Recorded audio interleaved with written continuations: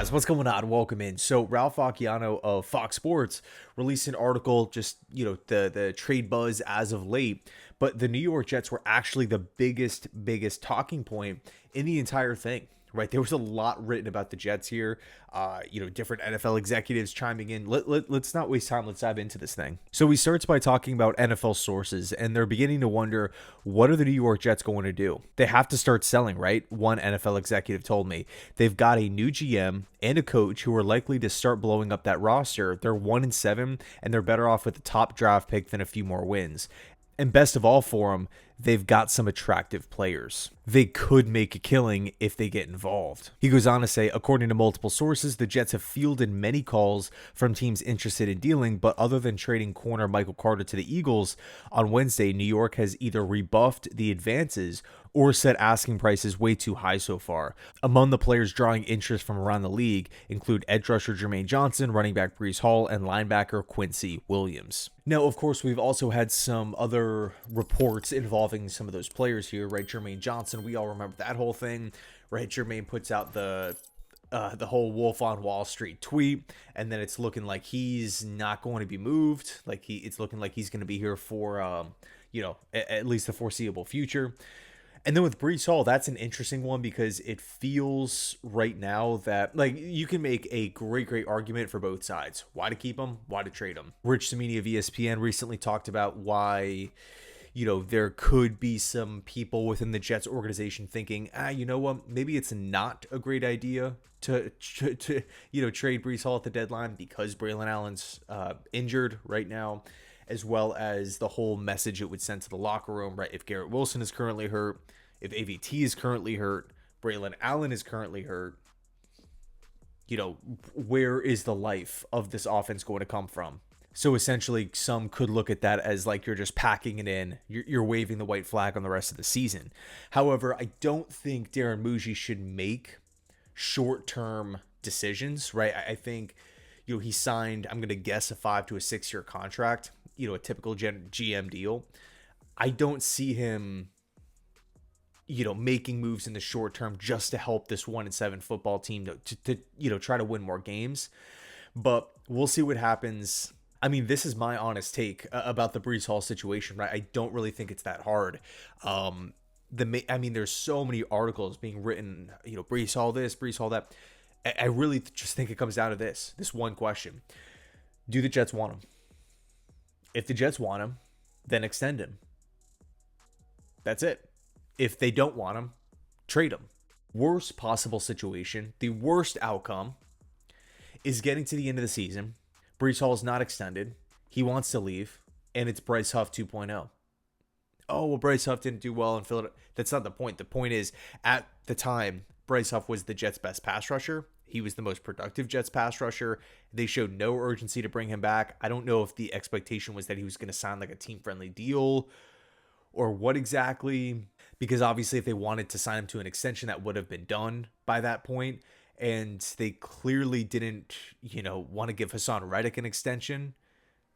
The whole situation was just weird. So that's the worst case scenario, right? Where the Jets hang on to him. We finish the season, and then he just walks in free agency, and we get nothing. Now, of course, you can argue, compensatory picks and stuff. That won't be actualized until 2027, and it's looking like right now it would be like a 2027 fifth. So, to me, you either trade him and you get a pick back for him and you move forward, or if you want to keep him, then you start talking extensions. I just don't see the point in letting... I mean, the Jets are not a win-now football team. There's no point into letting him play out. And I've seen the argument, okay, we'll just franchise tag him. Just don't worry about it. He's going to help out a rookie quarterback next season. Here's the deal with that, right? The franchise tag, not the transition tag, the franchise tag, the one that we all know, that's $11.9 million. So that would make Breece Hall the 7th highest paid running back on an annual basis over guys like Quinnen Williams of the Rams and James Cook, who just signed big deals. So at that point, I think I would rather just re-sign him to an extension, right? Like 3 years, $33 million or something like that, around 11 mil, something similar to what James Cook and Williams just got, which would come in at, probably a cheaper price than the franchise tag. Now, of course, the difference franchise tag is 1 year, the extension would be 2 3-year deals. But bottom line, Breece Hall's a really good player. I think with Breece Hall on the field, the Jets are a better football team. I think that is 100% clear as day. It's super, super obvious. So for me, at least, I think the franchise tag's off the table. Let's continue. The big fish for the Jets, though, if they really get adventurous, is defensive tackle Quinnen Williams. He signed through 2027, but he has just $5 million in guaranteed money left on his contract, and they could bring in a bounty in return, especially if he's willing to negotiate his current deal. Some of those guys could help them in the future, no doubt, the executive told me, but remember, it's a new regime with Muji and a head coach in Aaron Glenn that's going to want their own guys. And honestly, it wouldn't hurt to sweep out some of the guys who are so used to losing. I mean, man, that is a pretty big statement right there. That's a pretty big statement.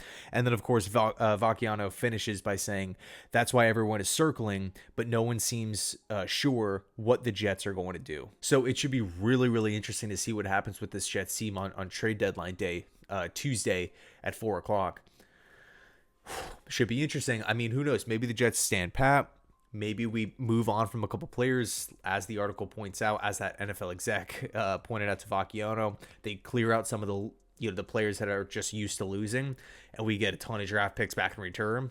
Maybe it's just one more player, though, right? Maybe the Jets add a young player. There's a player that I've seen pop up in trade, buzz, not anything for sure, and I personally don't think it's going to happen, but one name I keep on seeing just pop up here and there, he seems to be in the doghouse with his current team, Adonai Mitchell, wide receiver from the Colts. There's been some mental mistakes, there's been some mental lapses, and now he's really not playing at all. And this guy was, according to Draft Insiders, he was a first-round pick. He falls to round 2 and just never really found his footing with the Colts. If the Colts say, you know what, let's just extend Alec Pierce, let's bring him back. He's, obviously this big play machine down the field, and this offense is just humming with him, Daniel Jones, and Jonathan Taylor, right? I would say right now he's the offensive player of the year easily. If they want to bring Pierce back, maybe there's a team, potentially the wide receiver needy team like the Jets, they can pry him away from Indy for a cheaper price, at the midway point of the season, in just a couple of days. What are we, 4 days out now? Just something to think about. So again, I feel like it's unlikely. The Colts did invest a second-round pick in him, but if he's not playing, at times he's a healthy scratch. I don't know. Anyway, let me know your thoughts, and as always, go Jets.